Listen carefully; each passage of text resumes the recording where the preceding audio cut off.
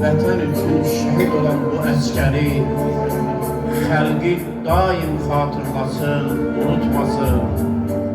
Onun nə bacısı var, nə qardaşı. Baxıb qəmli tarihinə mələklər də yaz saxlasın. O ölməz bir qəhrəmandır, hünəri düşmənlərə yaddır. Demə ki, ölüdür, məzarda yatır. Layıqdır məzarına, bayraqlar da kölgə salsın. Artıq 4 ildir yağış, qar yağar məzarına. Canın qurban, onun solmuş baharına. Bir payız əsli xəzan rüzgarına. Deyin küləklər məzarına, əzin əzsin, buludlar ağlasın. Düz 4 bahardır, mən onsuzam. Düz 4 bahardır, mən onsuzam. 1620 gündür oğulsuzam. Ateşdən yanar canım, susuzam, çarəsizəm, qolsuz, qanadsızam. Deyin onun qəmli tarihinə, canım necə yanmasın.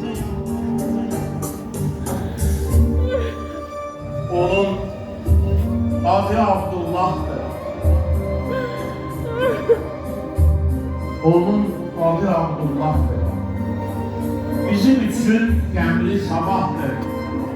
Ondan ötürü hər sözüm ahdır. O çölünlərdə yaşayan bir qəhrəmandır. Məzarda yatsa da əbədi cavandır.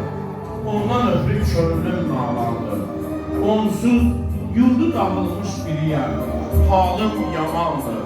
Ağlamaqdan gözlərim torandır. Elə bil ki, hər tərəf dumandır. Onsuz qalan bu evlərdə deyin, qəmlər məndən ayrılmasın.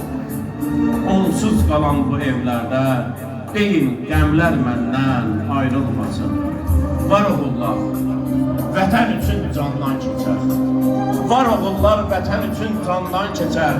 Vətən üçün yaşayar, vətən üçün ölər. Ata-anası gecə-gündüz yolun gözlər. Vətən bayrağı məzarına keşik çəkər. Sözüm budur, kim ki istər aqibəti xeyir olsun. Sözüm budur, kim ki istər aqibəti xeyir olsun. Gərək şəhid adın uca tutsun. Allah rəhmət eləsin. Allah rəhmət.